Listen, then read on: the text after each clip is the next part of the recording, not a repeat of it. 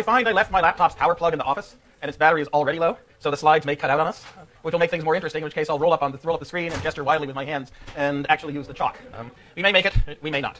For logistics, as I said, we pushed back the assignments for All the Devils Are Here, so the chapters 16 through 19 are due after, or going to be discussed in sections after the midterm rather than before. And office hours. I'm not going to be here next Wednesday. Next Wednesday and Thursday are one of the 2 trips I had scheduled before I knew I was teaching this course in the middle of the week that I could not change. And so I'm going to be out of town on next Wednesday and Thursday, which means I'm not going to be here to proctor the exam on Thursday, and I'm not going to be here to run my office hours on Wednesday. So there'll be extra office hours. Tomorrow before lunch in Evans 601, Monday morning in the Free Speech Movement Cafe, and then Tuesday after class in the Free Speech Movement Cafe are going to be my pre-midterm office hours. Assignments, as I said, problem set 6. The sample exam is out, and it's due at 11 a.m. on Tuesday, March 8th, and please do write your section time on the front. And also there's a revised answer sheet to problem set 5, because people have pointed out to me that there are typos, or rather cut and pastos, in the answers to problem set 5. So I think I've corrected all of them, but re-download the answers to problem set 5. Now we have a March 10 midterm, and the other trip that I had scheduled before I knew I was teaching this class that I've been unable to change is around April 7th. It's a combined trip to the Wharton School at the University of Pennsylvania, and then to a conference of the Institute for New Economic Thinking in Bretton Woods, New Hampshire. The Institute for New Economic Thinking being an organization established by financier George Soros with $100 million behind it to try to revise and make more relevant the teaching of economics and the profession of economics in American universities. And we here at Berkeley are keenly interested in this, first because it strikes us as, in large part, what we already do here, and second, because we're more than usually hungry for money, given what Governor Brown and the legislature are about to do to our funding support from the state, and given the extremely low level of in-state tuition that we have to charge. So the way that Darius and I have decided to run it is that we're going to have 2 midterms too close together. That is, it doesn't make much sense to have our midterms on March 10th and April 7th, but that's the best way to do it without losing another lecture. And so the March 10th midterm, we've decided, is going to be exclusively on depression economics, on the stuff we've been doing for the past 5 weeks now. And the stuff on economic growth, and also the stuff we'll do after the first midterm on inflation and the Phillips curve, that's going to be covered on the second midterm, which will be on April 7th. And here is the URL for problem set 5. Off the delong.typepad.com page, after you check on the IAS 107 link. Once again, our commercial, our Berkeley Friday Political Economy Colloquium. We're going to have 3 people, Alan Karras, Mark Healy, and me, talking about the value of global history for modern political economy, what we hope you will learn or expect you will learn from studying history if you're a political economy major, and what you should learn if you're a business major. It should be fun. The Blum Center has promised not just lemonade that they provided last time, not just cheese and crackers that they provided last time, not just appallingly healthy vegetables that they provided last time, but the Blum Center has also promised to get refined sugar there at 3:10 p.m., which I at least am looking forward to. It should be fun. Come and listen if you have nothing better to do on a Friday afternoon. Our recapitulations. Given that the midterm is going to be exclusively depression economics, being able to do the kind of 2 sets of equations from the income expenditure model takes on more than its normal level of importance right now. That we really want you to be able to, and more time, we really want you to be able to figure out equations like this. We really want you to be able to take the parameters of the economic model, the income expenditure model, the tax rate, the consumption function, the marginal propensity to consume, the marginal propensity to import, combine them with our 4 parameters of autonomous spending, baseline consumer confidence, investment spending, government purchases, and gross exports, and crank out what the level of real GDP in an economy is going to be. That's an important skill we hope you have when you leave this course in figuring out how the economy works. And the answer we want, we have 3.579 trillion in the numerator. We're then dividing that by 1 minus 0.8 plus 0.2 by 0.4 in the denominator. So we have 9 trillion times 2.5. We have 22.5 trillion. That's the answer we're looking for. And I hope you are doing better on this by now. Because if you're not in a week, the midterm is going to be pretty hard.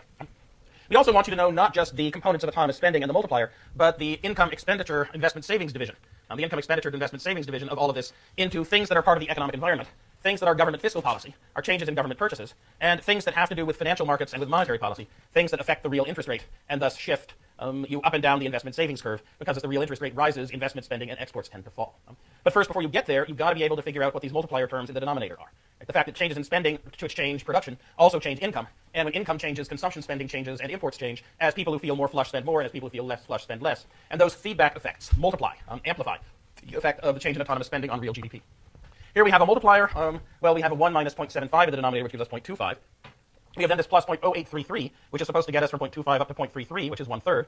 The inverse of 1/3 is 3. So we're looking for an answer of 3, for a multiplier of 3 here. It's not doing too well.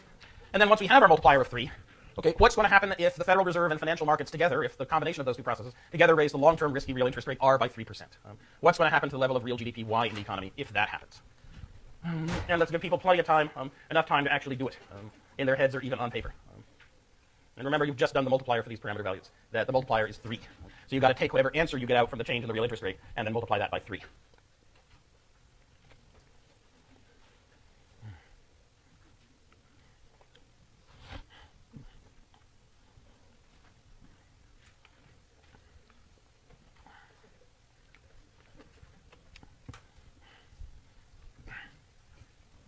Okay.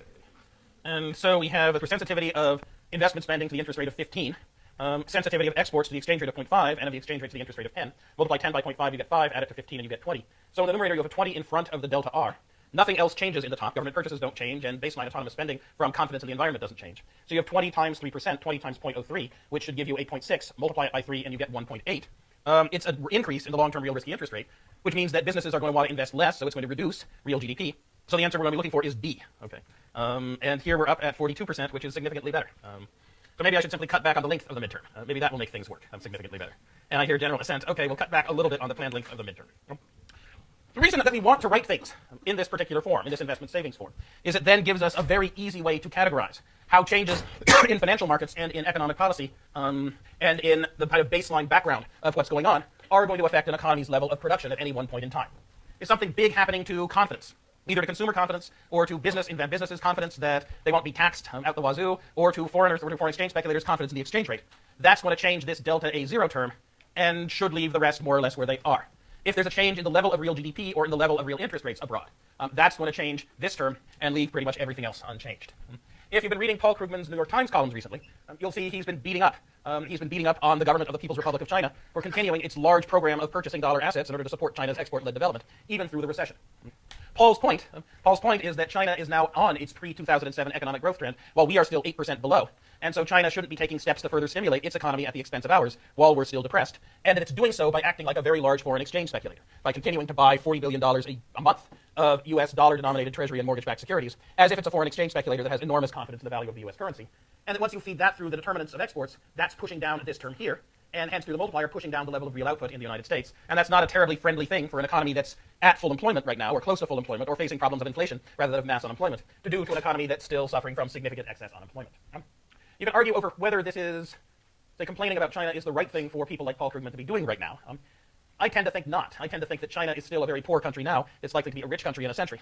And for the sake of the safety of my great-grandchildren, I would very much rather have school children in China taught in a century that the U.S. did all that it could to help China grow rich as fast as possible, rather than that the U.S. was grinchy and requested big changes in Chinese economic policy in order to make the U.S. richer at a time when it was still vastly richer than China. That's a deep debate about what we in the world owe to each other and what the proper path for long-term global development and for economic policy and political economy is. But underlying Paul Krugman's argument is this equation here, and the fact that this delta A0 term, this change in baseline autonomous spending, that depends through the effect of the exchange rate on exports on speculator confidence in the dollar value of the dollar. And right now, the People's Bank of China is the world's biggest foreign exchange speculator, continuing to bet for political and not money-making reasons on the future of the dollar. So what foreigners do, and also what's happening to confidence, to business investment confidence and to consumer confidence, that hits this term, that leaves these rest virtually unchanged. Fiscal policy. Changes in the United States governments at the federal level, at the state and local level as well, and how much they buy in their purchases. That affects this G. When they purchase less, production will go down. Right now, the Republicans in the House of Representatives want to cut U.S. government spending by $60 billion over the next 6 months. That's over half a year during which U.S. production in half a year will be on the order of about $7 trillion. That means they want to get rid of 1% of the demand for U.S.-made goods over the course of the next 6 months. Apply a multiplier of 1.5, which Christy Romer has decreed that we should use in thinking about fiscal policy to that. You get a prediction that as this reduction in spending hits, if it does hit, that you'll wind up pushing production in the United States down by 1.5% relative to what it would otherwise be. That's an increase of 0.7 percentage points on the unemployment rate or so. That would be enough to kick the unemployment rate back from 9.0 back up to 9.7% going into the presidential election year. That would not be a nice thing to do to Berkeley students hoping to graduate in 2011 or even 2012, to send the unemployment rate on an upward rising trajectory.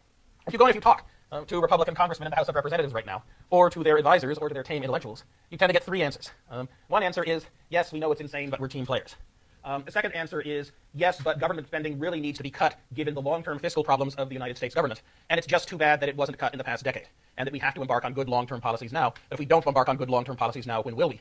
And the third is, don't worry.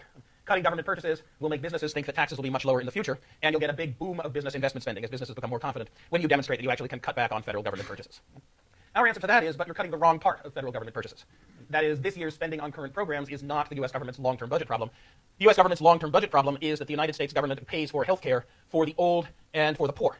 And given rates of increase in healthcare spending in the United States, given the fact that we have a healthcare system that spends twice as much on doctors, nurses, drugs, and hospitals as any other countries does, and that we don't get especially good outcomes, that we're actually a less healthy population than that of a typical country spending half of what we spend on healthcare, given that commitment and those increases in spending, we're going to have to find a way to reform that system.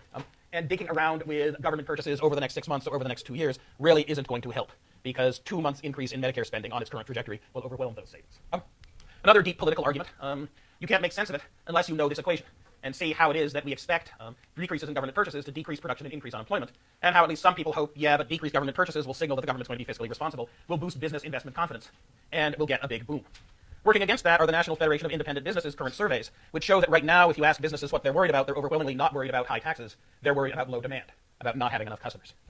So, economic environment, in general, confidence in foreigners, government purchases, fiscal policy. Then there are the four pieces of the long-term real interest rate on risky investments. The expected inflation rate, and as I said last time, the Federal Reserve has decreed that it's not going to do anything to try to change people's expectations of what inflation is going to be.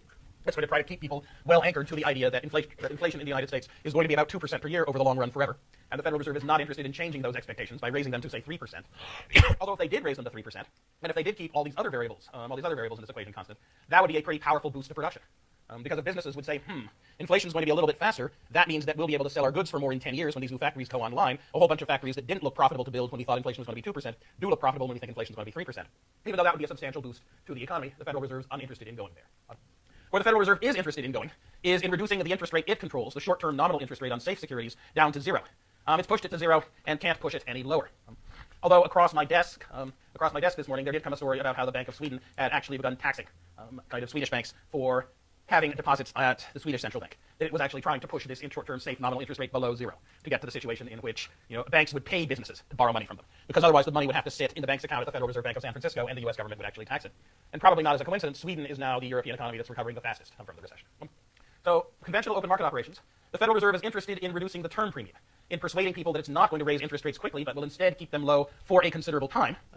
And the Federal Reserve is also out there buying assets in a program it calls quantitative easing 2, in an attempt to diminish the total supply of risky assets out there for the private sector to hold, with the idea that if the Federal Reserve reduces the supply of risky assets, well, it's going to raise their price, and if risky assets have a higher price, then they pay a lower interest rate, and that reduces this risk premium on the interest rate out there in financial markets. So the Federal Reserve is out there pitching, if not on this term, at least on this term, this term, and this term, trying to get the economy back to an even keel without causing people to fear that it's abandoned its commitment to long-run price stability.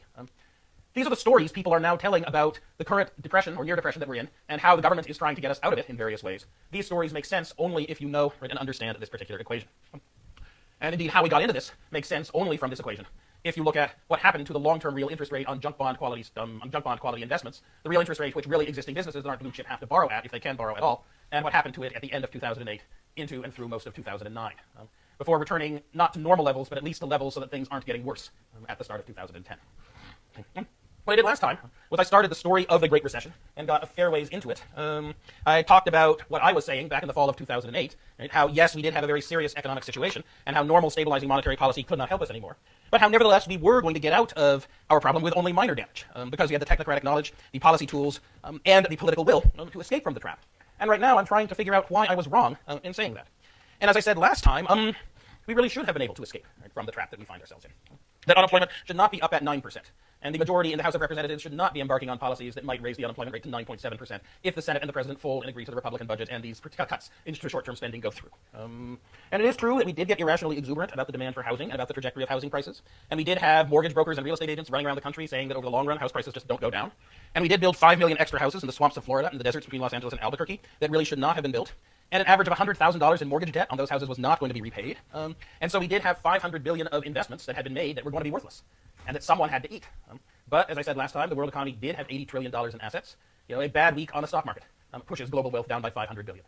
And we have originate and distribute securitization to slice, dice, and spread risks, so that even one particular risk going bad to the tune of $500 billion, shouldn't bankrupt much of anybody. Shouldn't bankrupt key financial intermediaries whose continued functioning is essential for the flow of finance to continue. It's their business not to get themselves into situations in which a relatively small loss in the global economy creates a huge destructive danger. But there was a trap, and the trap comes out of regulatory arbitrage. Right? Investment and commercial banks saying, these mortgage-backed securities are rated AAA. We can hold them for all kinds of purposes and satisfy regulators that we are being prudent, because regulators just ask us to hold securities that are rated AAA. They don't ask us to hold securities that really are AAA. And if there's one lesson for economists from this, and for bank regulators from this, is don't outsource key proportions